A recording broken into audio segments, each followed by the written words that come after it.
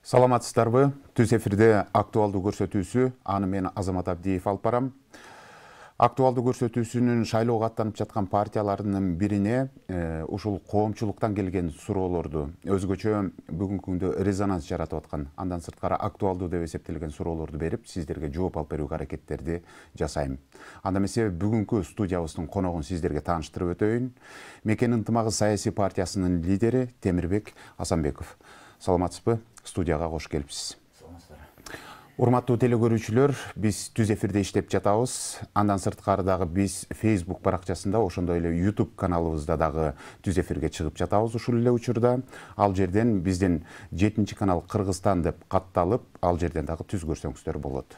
Темирбек мырза, мынакей шайлоого да келип калдык.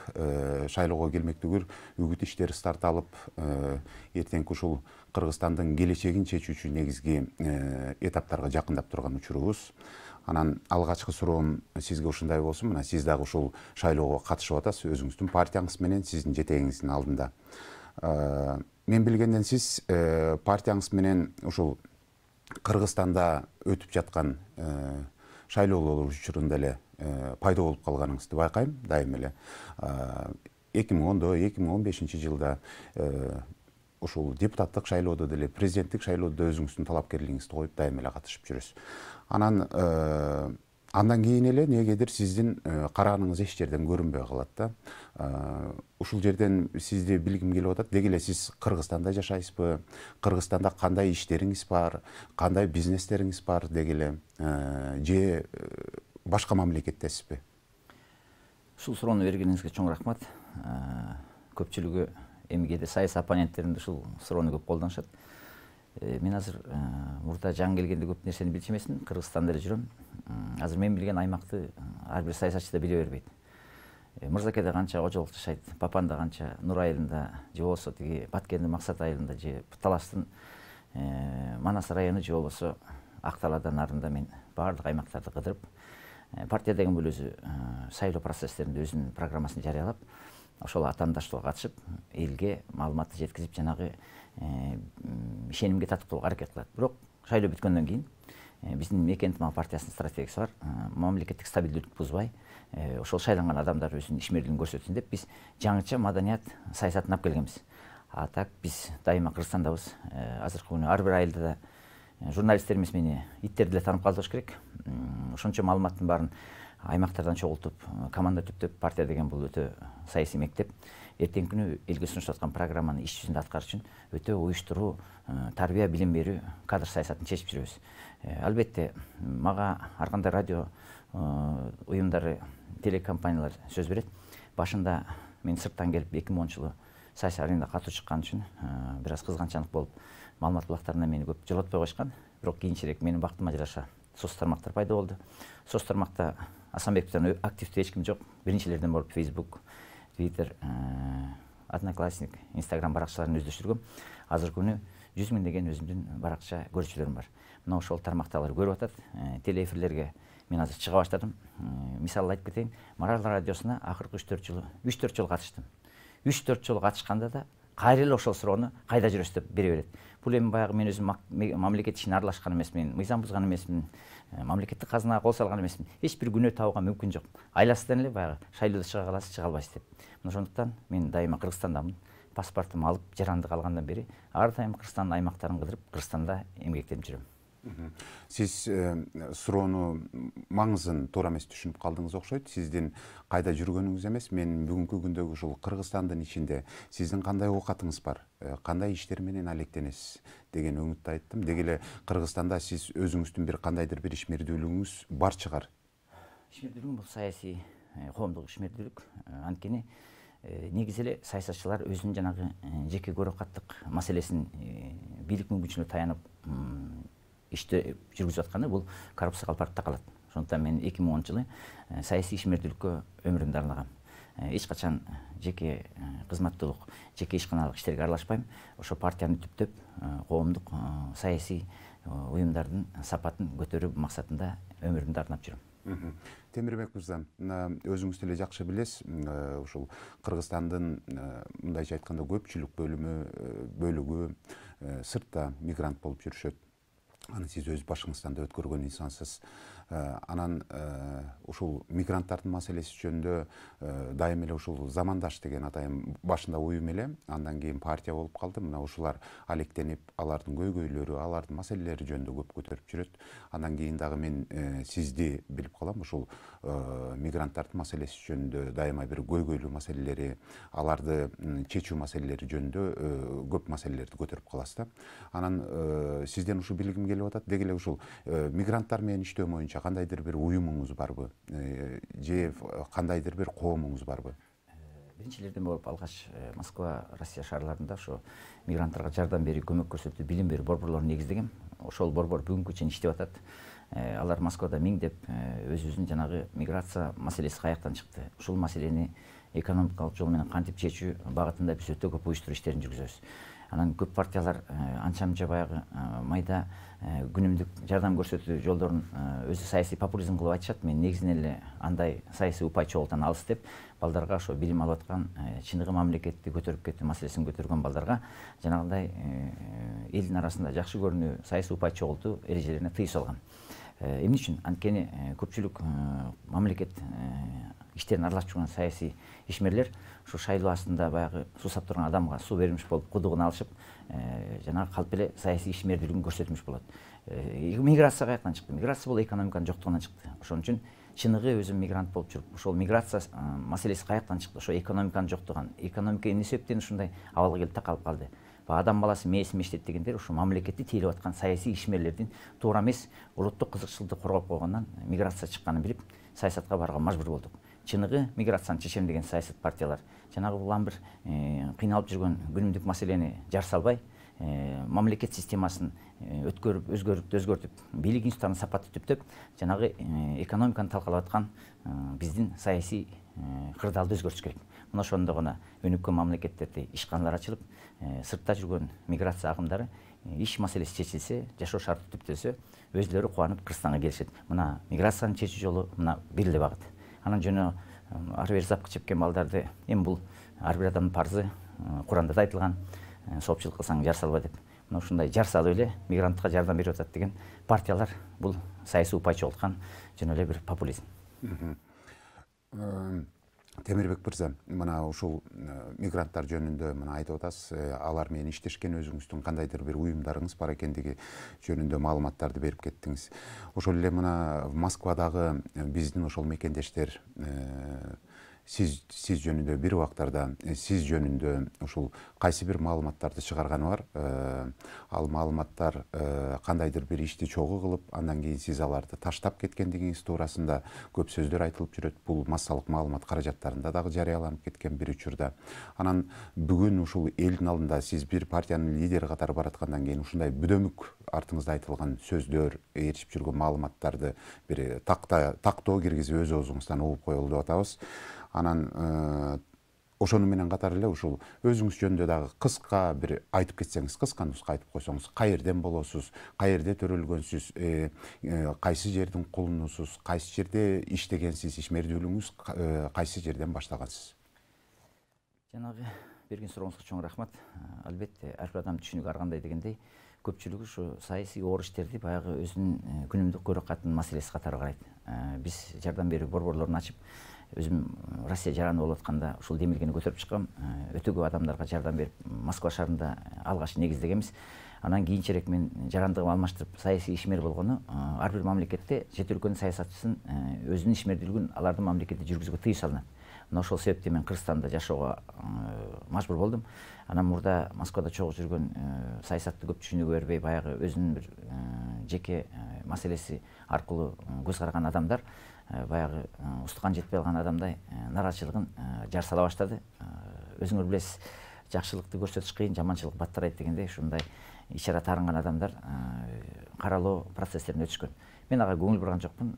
Бул балким ал адамдардын түшүнүгүнөнбү, бирок чынында жана билимдүү ушу Москва шаарында эмгек кылган адамдар мен уланткан ишти азыр уюштуруп атышат.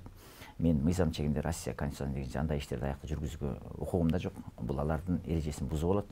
Мына ошолордун укук коргоо органдарынын өтүнүчү боюнча мен ушу Москвадагы жана активдүү иштерди токтотком. Бирок Кыргызстанда азыр саясий иштерге аралашкан Россиядагы ошол эле сиз айткандай өзүңүз жашап келгенибиз Новосибирск, Екатеринбург, Омск, Томск шаарларында, Якутияда, Ростовто, Ленинградта, азыр Санкт-Петербургда окуп, Москвада өтө көп билимдүү миграция жүргөн адамдар азыр партиянын мүчөлөрү. Анан алар айткан, биз мекен ынтымагы өзүбүз мындай бирөөгө жала жаппай сындабаган, башка маданияттагы туруктуу партиябыз анча-мынча чычалаган, ушак тараткан адамдар болсо, болгон элибиз ошол таарынбай көтөрүмдүү болуп, биз мекен ынтымагы саясий каймагын алдыга жылдырабыз деп ушул маалыматка көп көңүл бура бербейбиз. Мындай жаңжал сала бербейбиз. Бул биринчиден. Мына ошондуктан жанагындай түшүнүксүз суроолор пайда болуп атат. Өзүм боюнча мен өзүм айыл жергесинде эле чоңойгом. Кадимки кыргыз балдардай эле мал багып, кесүү кайтарып, атам чыбык менен койдун 12 жилгин этин туратат, кыргыз эли устукан тура эмес болсо капа болуп калат деп. Мен өзүм ушу нукура кыргыз баласы болуп чоңойгом. Мына ошондуктан ушу кыргыз болуп чоңойгондуктан, кыргыз намыскөй болуп тарбиялангандыктан ошол сезим мени эрте кеч артка каратканда ошо кыйналып аткан мамлекетке саясатка барууга мажбур кылды. Бул менин парзым. Андан кийин айыл жергесинен чыгып шаарга келип, өзүм чыгармачыл адам болоюн деп Күрөнкеев училищесинде фортепиано аспабында өзүм окугам. Кийинчерээк жашым 18ге толгону Афганистан согушунда 2 жыл болдум. Кайра келгенде атам каза болуп калып, чыгармачылык иштерди эркек балага улантуу кыйын экен, үй бүлө ачка болуп атса, турмуш тагдыр өзгөртөт дегендей өзүм ушу Москва шаарына барып, Тимирязев академиясын бүткөм. Бирок ар дайым эле телегей тегиз боло бербейт экен. Тимирязев академиясын бүтүп, Кыргызстанга келип эмгектейин десем, Советтер Союзу мамлекети жарылып кетип, айыл чарбада иштеп аткан жумуш шарттары түптөлбөй, айылда баа чөп талашкан, мал талашкан бир туугандарымды көрүп, өзүмдүн жанагы алган дипломумду колдоно албай, ошол кесибимди кайрадан миграция тармагына Москвага 23 жашымда келип, Москвада өзүңүз билесиз, айыл чарба тармагынын кесипкөйлөрү анча талап болгон эмес. Өзүм экономика тармагында билим алып, жанагы турмуштук маселемди чечтим. Бирок жалгыз жан ит табагат дейт. Турмуш маселесин чечкенден кийин артымда карасам, 24 жылдан кийин мен биринчи алгачкы миграциянын агымы болуп келсем, ушу Оштон, Жалал Абадтан, ушул эле Ысык көлдөн, Нарындан келген карындаштарым мендилердин чет өлкөдө ушунчалык мусафирчиликта кыйналып атканын көрүп, билип туруп, ал маселеге көңүл бурбаган адам Кудай астында күнөөкөр дейт. Өзүмдүн парзым катары саясатчы болууга өзүм чечим кабыл алгам. Үй бүлөм болсо 3 кызым бар, 1 уулум. Кыздарым жогорку билимдүү ири ишканалардын жетекчиси болуп иштешет. Бүгүнкү күнү азыр Кыргызстанга келип иштөөгө билими тууралуу мен Москвадан келгенде шарт негизде элек. Уулум болсо студент, өзү режиссер отделинде ГИТИСте окуйт. Анан кичинекей кызым бар, мектепте окуйт. Мага эркелейт. Келечекте ошол ар бир үйлө каалагандай ушу Кыргызстанда бакубат жашоо болуп, өзүнүн турмушун татыктуу, бирөөгө кемсинбей өткөрсө деген максатта саясий ишмердүүлүккө аралашып жүрөм. Темирбек мырза, азыр айтып калдыңыз, ошол артыңызда жүргөн каралоолорго көңүл бурбайм дедиңиз. Бирок эми сиз баягы коомдун арасында, элдин алдында жүргөн инсансыз да. Анан сөздөр айтыла берет, көңүл бурбайм десеңиз, бул сиздин артыңызда бул киши ушундай турбайбы деген сөздөр айтылган бойдон калып кетеби деген маселе дагы орун алып калат да. Мүмкүн эгерде ошолордун айткандардын баарын сиздин үстүңүздөн каралоо деп эсептеген болсоңуз, мыйзамдын талаасында сүйлөшүүгө мүмкүнчүлүгүңүз болбоду же бул мыйзамдын талаасында дагы сүйлөшүүнү жөн эле коеюн, ушу тынч эле калтырайын деп көңүл бурбадыңызбы? Чындап келгенде диним Кыргызстан өтө оор мындай баалуулуктарга аралашып кеткен да. Батыштык, чыгыштык, диндик, өзүмчүлдүк, мансапкорлук. Анан ошол туура эмес сезимде тарбиялап калган элим менин бир туугандарым да. Мен башка элим жок да. Анан алар менен тытышып отурсам, чычалап отурсам, мен анда саясатчы болуп, жана мекен ынтымагы дегендей элдин башын бириктире албайм. Эне да түрмөдөн баласы келсе чай коюп берет экен байкуш. Мына ошондой сезимде мен саясатчы айкөл болорун, сабырдуу болорун, көтөрүмдүү болорун өзүмө чечим кабыл алгам. Эгерде мен чычаласам, алсыз адам чычалайт. Ар бир туугандар менен соттошуп отурсам, алар деген ата айлап кылбай эле болгон түшүнүк деңгээли, тажрыйбасы ошол. Алар коомду ошондой тарбиялап калган. Мен өзүмдүн туруктуулугум менен, сабырдуулугум менен ошо адашып кызаланып аткан инимди өзүмдүн баскан турган үлгүм менен тарбиялап, убакыт ченемди ал адамдын туура эмес экени эрте кеч түшүнөт, убакыт баарын туура жагын аныктайт. Ошон үчүн азыркы күнү жана башында капа болгон бир эле шайлоо менен шайлоо процесси чечилип калат, саясат чечилип калат деген адамдар почти 90% мага кайра келип партияга өтүшүп, кээ бирөө кечирим сурап, кучакташып, азыркы күнү Мекен ынтымак партиясы өтө сапаттуу түптөлө баштады. Негизи эле мен ошо мага сын таккандар эмес, мен саясатчыларды да башка саясатчыларга сын такпайм, адамдык сапатын кемсинтпейм. Анткени саясатта жүргөн адамдар да менин бир туугандарым. Эгерде биз бирибизди сындап, бирибизди кемчилигибизди чукулай берсек, кыргыз элинин башы эч качан бирикпейт. Тылышкан үйдө тамак таш болбойт. Ошо максатым ошо кыргыз эли биримдиктүү болуп, бөлүнгөндө бөрү жет дейт. Ушу Ош, анан Көл, анан Талас деп бөлүнбөй, күчтүү мамлекет болуу үчүн мен ошого өзүмдүн саясий чечимди 10 жыл мурун кабыл алгам. Бул маселени тез арада чечпесек, эртеңки күнү Ошто жүргөн бир туугандарым Ысык көлдү көрө албай калат, Ысык көлдөгүлөр Сулайман тоосун көрө албай калат. Биз жанагы Южный Корея, башка мамлекеттер жарылып кетиши мүмкүн. Мен өзүм Афганистан согушуна катышкам. Мына ошол маселени көргөчтүк менен мен азыркы күнү чоң саясатта жана сабырдуулук менен элдин башын бириктирүүгө сабырдуулук көрсөтүп келдим. Эгерде мен чычалай берсем, уруша берсем, анда баягы жаш баладай мүнөзүм менен, кызгандуулук менен балдарымды, ошо жердештеримди таарынтып, саясатчы болбой эле кайра ошол баягы Чокчолой Баатыр сыяктуу азыркы биздин саясатта ошондой адамдар көп, талаш тартыштан өзүмдүн өмүрүмдү өткөзбөйм. Эми жана дагы мен сиздин өмүр баяныңызды өзүңүздүн оозуңуздан кыскача айтып бер дегенимдин да себеби бар. Андан сырткары дагы ушул сиздин өмүр баяныңызды карап көрсөм, ишмердүүлүгүңүз, баягы карьералык тепкичтериңиздин баардыгы ушул чет өлкөдө компанияларда өткөргөн экенсиз да. Бул сиз үчүн өтө чоң тажрыйба болуп эсептелет. Бул сиз үчүн эмес, биздин Кыргызстандын эгерде биле турган болсок, бул биздин Кыргызстан үчүн дагы өтө керектүү нерсе да. Анан сиз ошол жактарда иштепсиз, мына шайлоого 5 жылда бир жолу катышып каласыз, жеңил узасы болот, же жеңил узасы болот, бирок ошондон кийин дагы 5 жыл баягы өзүңүздүн өмүрүңүздү улантып атасыз да Кыргызстанда. Анан ушул чет өлкөдөн иштеп алып келген тажрыйбаңызды Кыргызстанга алып келип, анан мүмкүн ошол сиз иштеген компаниялардын бир филиалдарын Кыргызстанга алып келип, ушул жумушсуздукту жоюу, экономиканы көтөрүү боюнча маселелерди көтөрсөңүз болот беле? Же мындай иштерди ишке ашырдыңызбы? Албетте болот. Бирок имиджибизде экономика көтөрүлбөй атат. Ошо саясий туруктуулуктун жоктугунан, саясий кепилдиктин жоктугунан, мен өзүм чоң ири ишканаларда American International Group деген 80 мамлекет иштеген, биздин мамлекеттин акча каражатынын бюджетинен 10 эсе көп компаниялардын ишмердүүлүгү болгон. Бирок алардын иштөө шартына жараша талабы бар. Биздин мамлекеттин саясий туруктуулугу ошол талаптарга туура келбейт. Ошо инвестицияга келе турган адамдарга, анткени инвестиция деген бул адам эмес, бул өзүнчө финансылык инструмент. Мына ошолордун талабына биздин саясий кырдаал түп келбей, мыйзам коргоо, адамдын укугун коргоо кепилдиктери жок болгондуктан бул жерге эч качан ошондой ишканалардын иш шартын негиздөөгө мүмкүн да эмес. Мына ошону түшүнгөндүктөн биринчи баягы конок күтсөң да жылмайып тоз дейт. Кытайдын жакшы макалы бар, магазин ачсаң күлүп жүр дейт.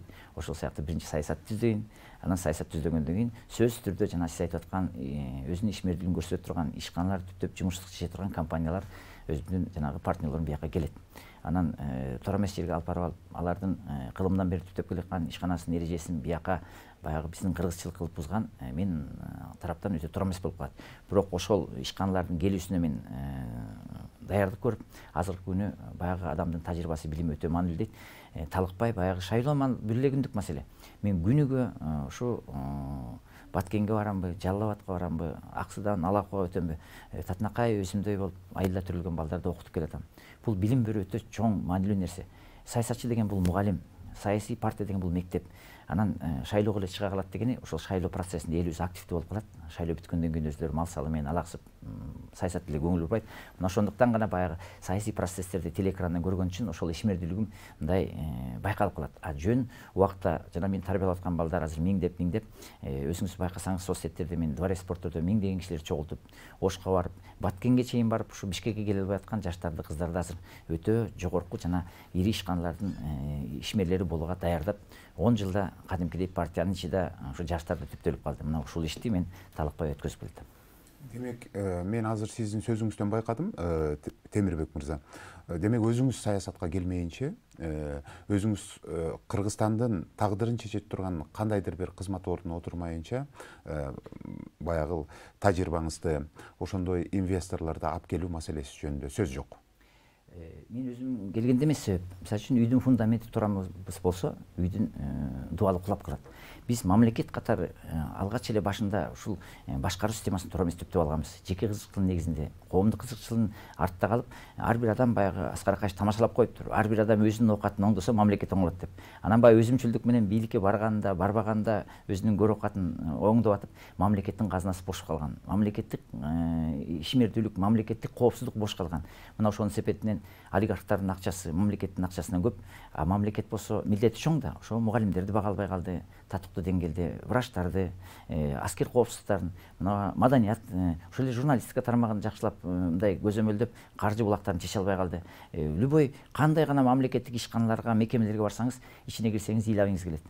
Бул өзүнүн мамлекеттик маселесин биргелешип, ошо мамлекет деңгээлинде чече албаган өлкөнүн келечеги эч качан болбойт. Мына ушуну система дейт. Бул ар кайсы кыймыл аракеттин айкалышынын жыйынтыгы. Ошол системаны саясий жол менен гана өзгөрүүгө мүмкүн.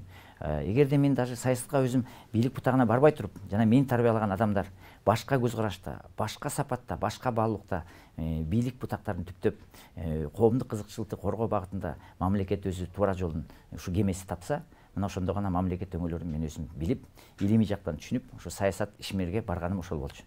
Азыркы күнү өзүңүз билесиңер, мамлекет кызматкерлеринин 90% өтө акылдуу адамдар, бирок айлык маянилар туура эмес, социалдык кепилдиктери жок. Анан адам баласы байкуш турмуш сыноосуна чыдабайт экен. Ошого чыдабай үй бүлөсүн бага албай, жанагы паракорлук системага кирип кетет. Алла Таала эч кимди коррупция кылып жаратпайт. Турмуш сыноосу ар кандай жагдайга мажбурлап коет. Ошондуктан азыркы Кыргызстанда болуп аткан ошо бийлик институтта иштөөгө шарт түптөлбөгөн маселени саясий жол менен чечип, бертең мамлекеттик кадр саясатын өзгөртүп, ошо кадр саясаттын жаңы мыйзамдарын кабыл алып, коомдук кызыкчылыкты ошо акча каражаттан мамлекеттин жана элдин кызыкчылыгын коргоо багытында саясий жол менен өзгөртүп гана жанагы мен айтып аткан ишмердүүлүк максат эртең элге жакшылык алып келет. Мына ошонун себебинде мен ошо системага каршы, саясатта жүргөн адамдарга эмес, ошо системага каршы өзүмдүн саясий багытымды Мекен ынтымак партиясы деп түптөгөм. Мына ушул жолду улантып келатам. Мен саясатта көп айтат, парламентке өтпөй жеңилесиң деп. Мен 2010 жылы ушу коомдук кызыкчылык негизинде өзүмдүн өмүрүмдү арнагам, ошол багыттан чыкпай келатам. Мен эч качан жеңилген эмесмин. Чындап айтам, шайлоодо жана күнүмдүк майда барат саясий популизмге ишенип, өзүнүн келечегин алдаткан кыргыз эли жеңилип келатат. Мына ошого өтө өкүнөм, запкы чеккен бир туугандарым өкүнөм, миграцияга мажбур болуп кыйналып аткан бир туугандарым өкүнөм.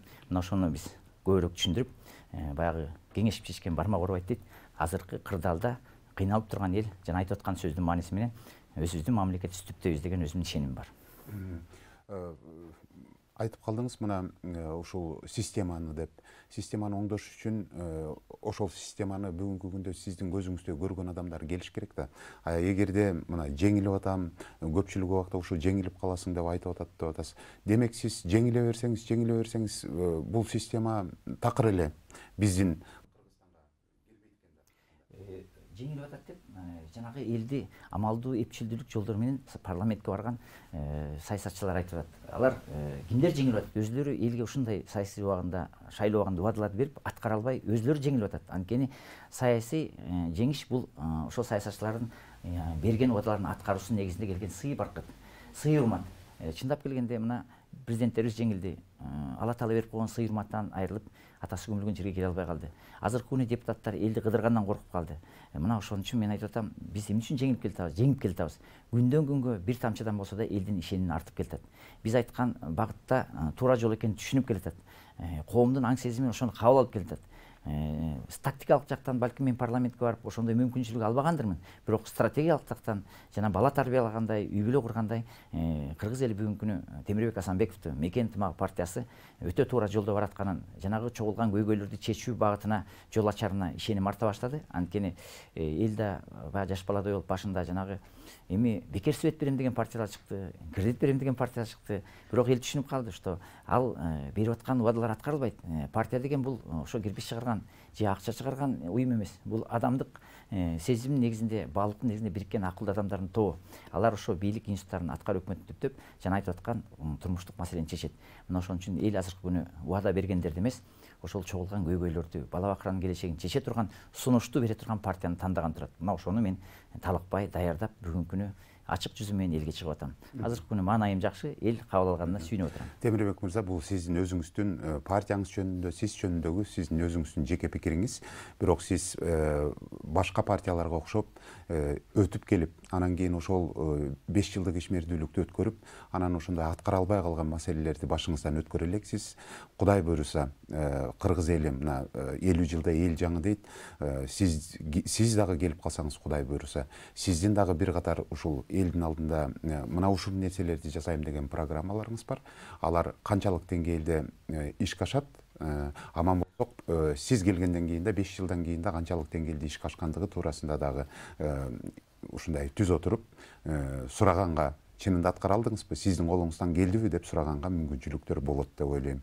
Эми кийинки суроом, сиздин өмүр баяныңызда дагы бир кызык жагдайды көрдүм, ачып отуруп. 2008 жылдан баштап ушул Казань шаарында кыргыз маданий борборун жетектеген экенсиз. Анан ал жерде ушундай жазылып турат. Бул долбоордун негизги максаты Татарстан Республикасында бизнес борборду куруу деп.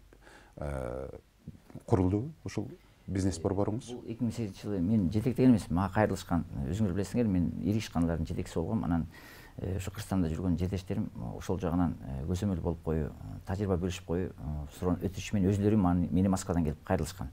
Анан жанагы ошо ишти уюштуруу мыйзамдуу өзүнүн юридикалык шарттары бар да Россияда. Мына ошол жактан ошол борборду куруу эрежесинин концепциясын мамлекеттик институттар менен иштөө эрежелерине өзүм жардам бергем. Бирок эч качан мындай алардын финансылык уюштуруу иштерине аралашкан эмесмин. Кийинчерээк өзүңөр байкагандай Россияда Америка мамлекеттери менен тирешүү жолу менен жанагы базарлык деңгээлдер түшө баштады. Ошол чоң борборлор имарат айларына инвестициялык көлөмдөр азая баштады. Мына жалпы кризистин айынан Россия мамлекетинин көп шаарларында кризис башталган. Мамлекеттик институттар мурдагы койгон талаптарын өзгөртүп ишти. Тагдырга жараша ошол ишти башкарып аткан эки ишмер кишинин көзү кайып кетишти. Ар бир иштин өзүнүн жанагындай каржылап туруу, оштой иштелерди улантып кетүү шарты болот.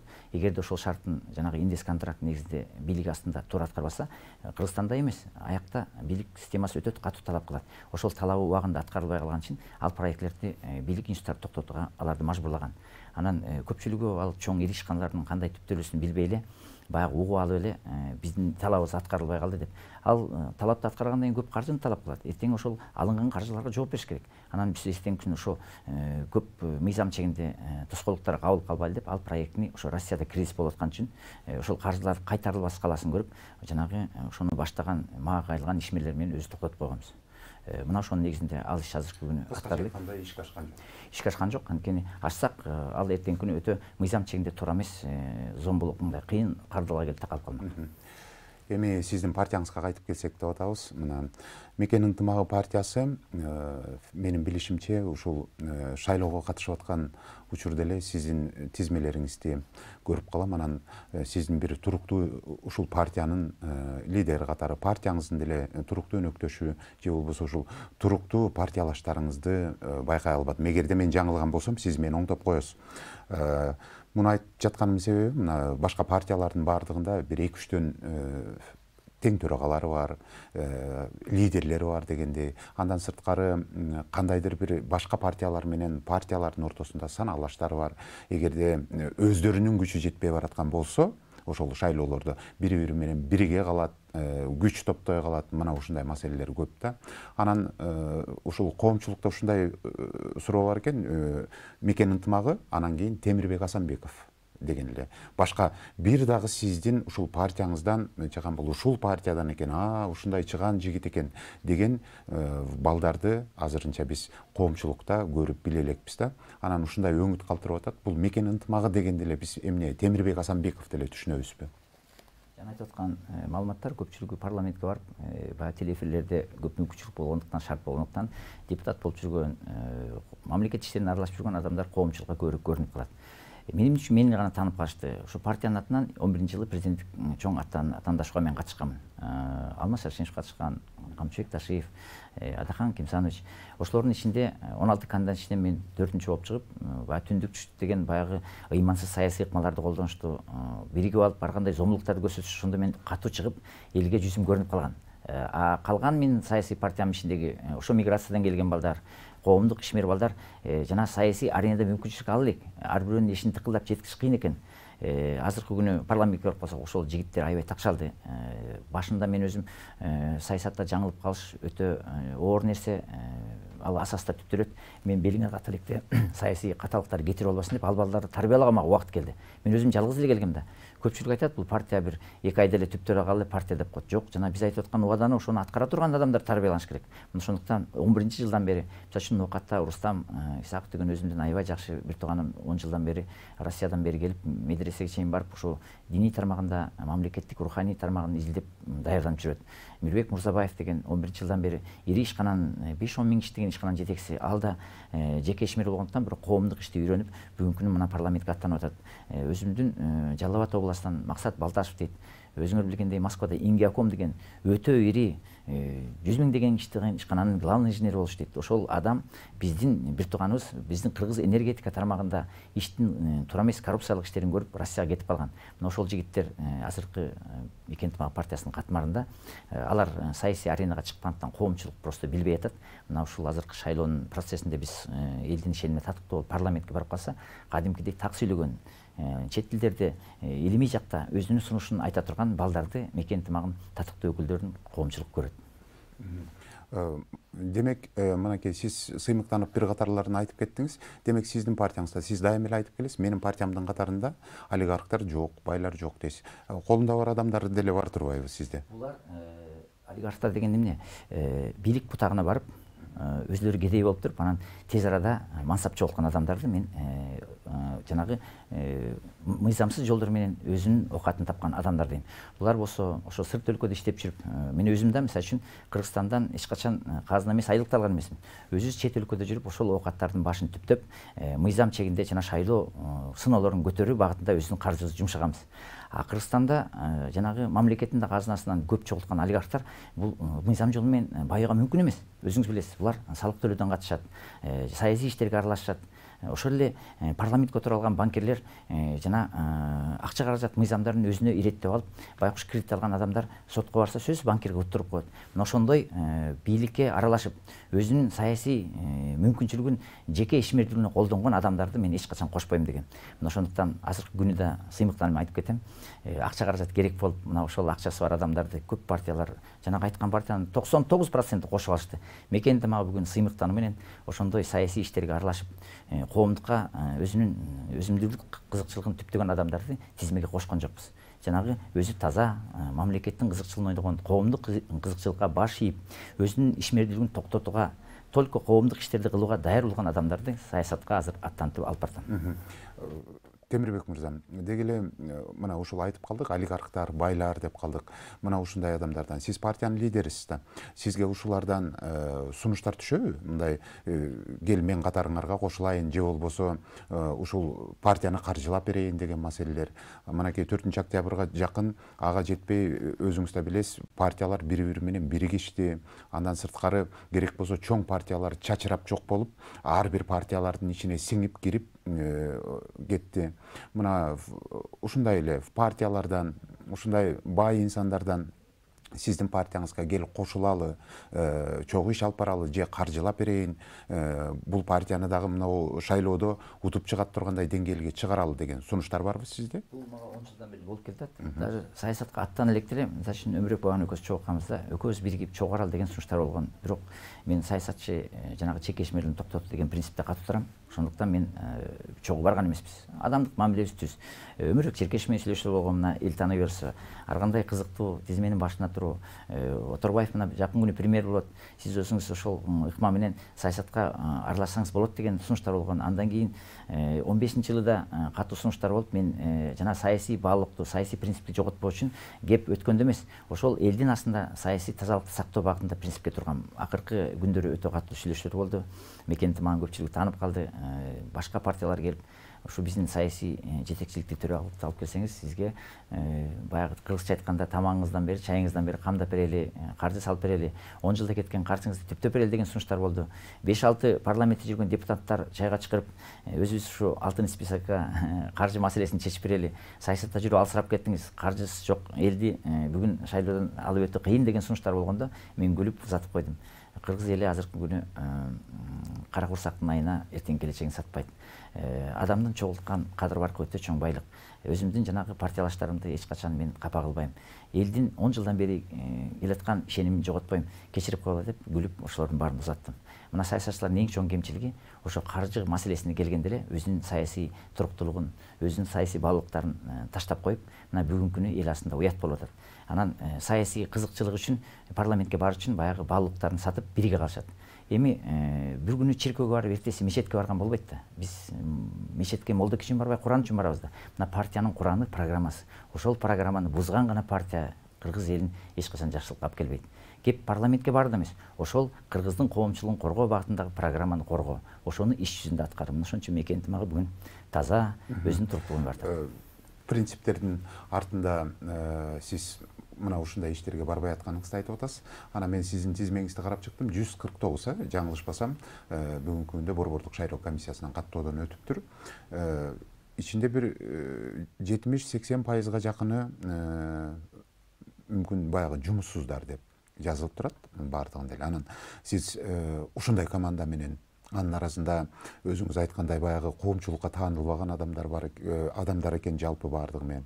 Ушу менен мына ушул шайлоодо дагы ийгиликке жете алам деген сизде өзүңүздө принципиалдуу мындай бир дем барбы? Мен өзүм Россиядан келгем. Россияда 1 миллион мен мусапир бир туугандарым жүрөт. Ошолор бүгүнкү күнү пандемияга жакын 20 миң, 30 миң бияка келишти. Албетте биякта бийлик системасында, кадр саясатындалар катталган эмес, бүгүнкү күнү жумушсуздук болуп эсептелишет.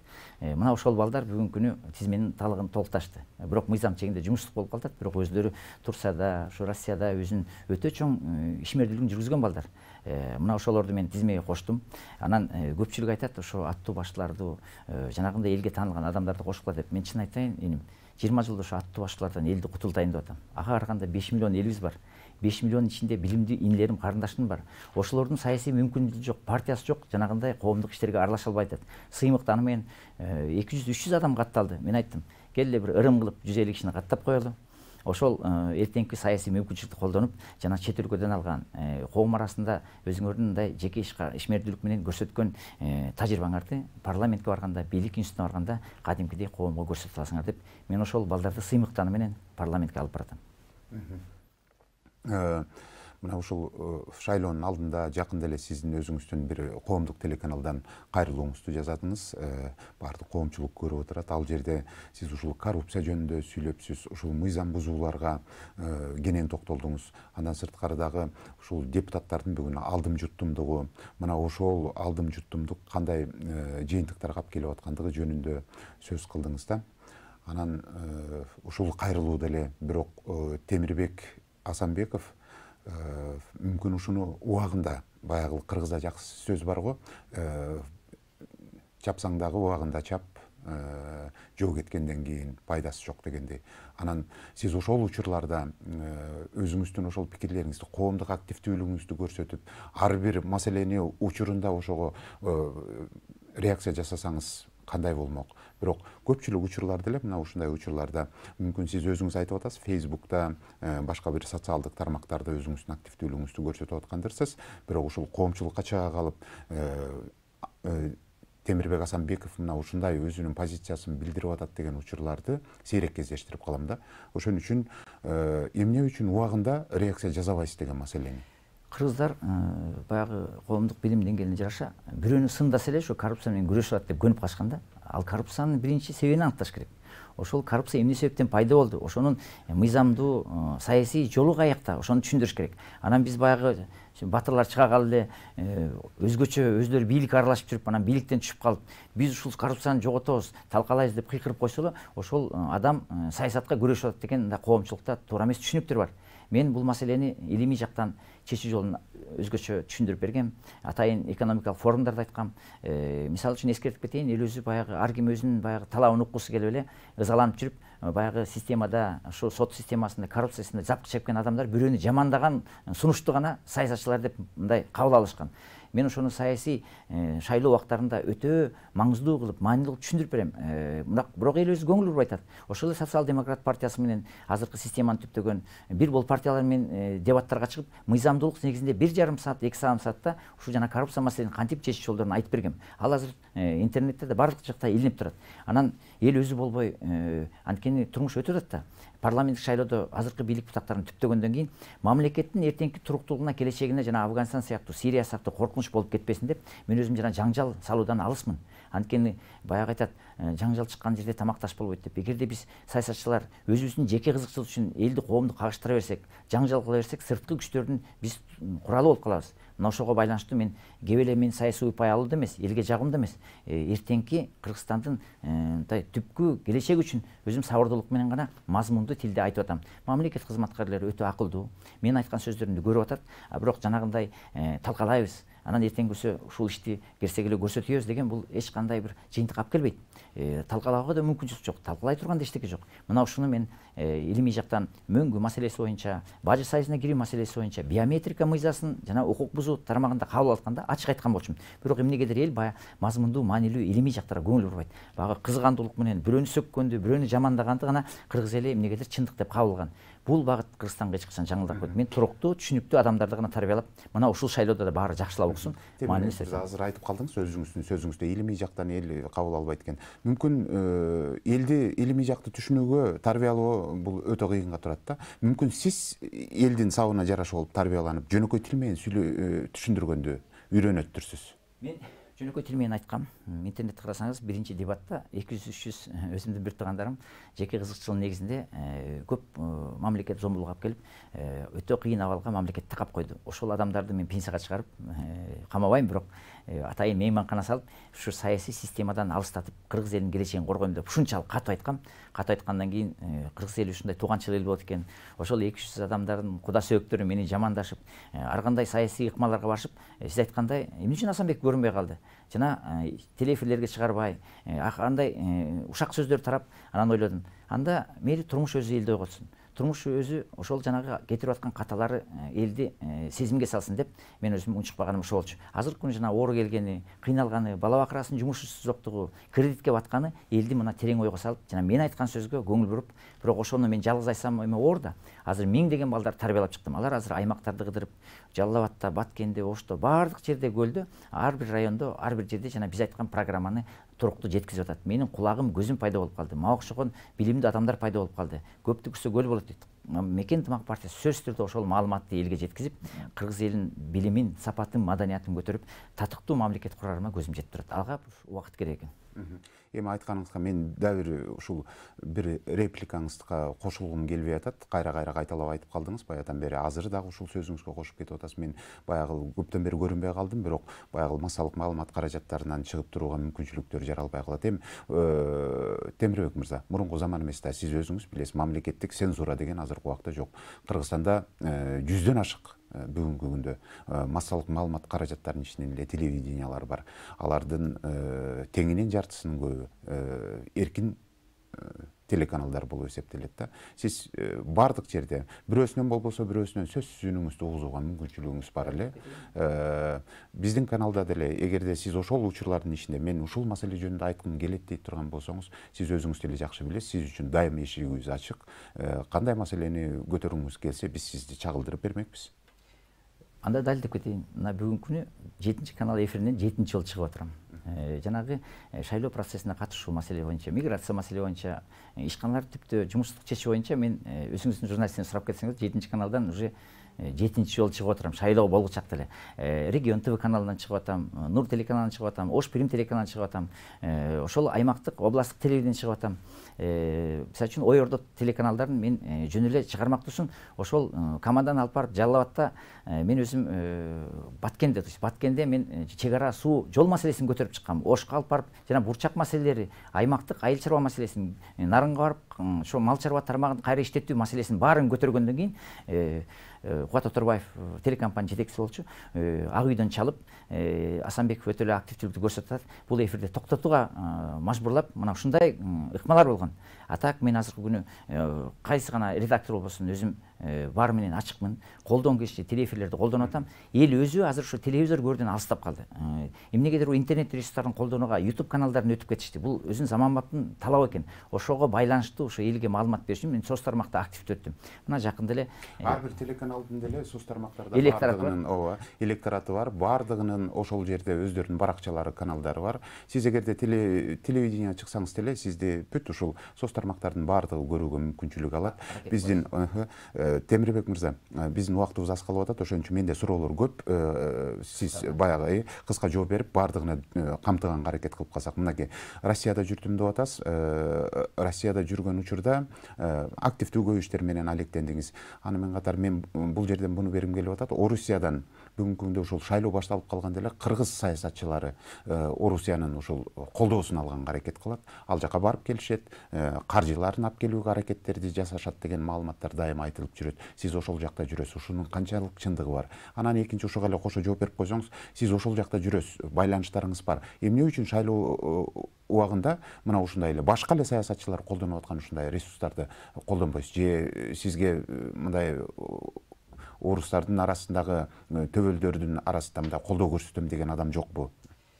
Мен чыныгы ошо сеттен келген миграциянын арасынан келген жалгыз гана саясатчы менмин. Анан мени ансыз деле ошо жана Россиядагы ошо өзүңүз барып келген шаарда Москвада берип атам да. Сиз ошол жактан келген жалгыз мигрант, ушул лидерсиз дагы, талапкерсиз дагы. Анан эмне үчүн ошол өзүңүз келген жактын ушул башка саясатчылар бара калып, ошол жерден каржыларды алып келе калып колдонуп атыптыр. Эмне үчүн сиз колдонбойсуз ушундай колуңузда турган нерсени?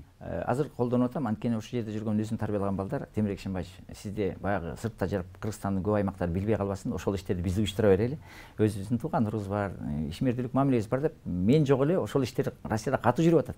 Мен миңдеген адамдар чогултуп коюшат. Бирок жана саясий упай бериш үчүн мен жанагындай интернеттерге жар салбайм. Баягы көчөдө көлдө болдум, анан көлгө келип айылдаш бир туугандарыма жолугуп тамашалап койдум. Мен сиз менен жөн эле саламдашканы келдим, силерден добуш сурасам уятка депчи. Ошол сыяктуу мигранттар билет мен Москвада жүргөндө. Анан ошол миграциянын себеби болгон саясатчылар 10 жылга чейин үнү да чыккан эмес. Бирок ошол жака барып алып, ошо азыр миграциянын таасири күчтүү экен, алар социалдык жактан, экономик жактан өтө калыптанып калганын көрүп, ушундай амалды экен барып алып эле баягы кийинчерээк саясат түшүнбөй жаңы өсүп чыккан муундарды барып алып биз силерди коргойбуз, биз силердин талабыңарды аткарабыз деп жанагындай саясий жалындуу сөздөр менен өзлөрүнө саясий упай чогултуп, дагы эле баягы системада калганга аракет кылып атышат. Эми аны күлүп карап коем. Эмне кылабыз? Эми кээ бирөө жерчиликке салат, тууганчылыкка салат. Мына ошону колдон келишинче дүрбөлөң кылып эле мигранттар колдоп атат. Мен билем мигранттар азыр колдобойт. Бул шайлоодо сиз өзүңүздүн Орусиядагы ресурстарыңызды колдонуп атасыз. Сөзсүз колдонуп, мына азыр билеттерди алып, бияка учуп келип, Ноокатта, Кара Сууда, Сузакта, Аксыда менин ушу миграция жүргөн балдарым уже эл аралап жүрүшөт.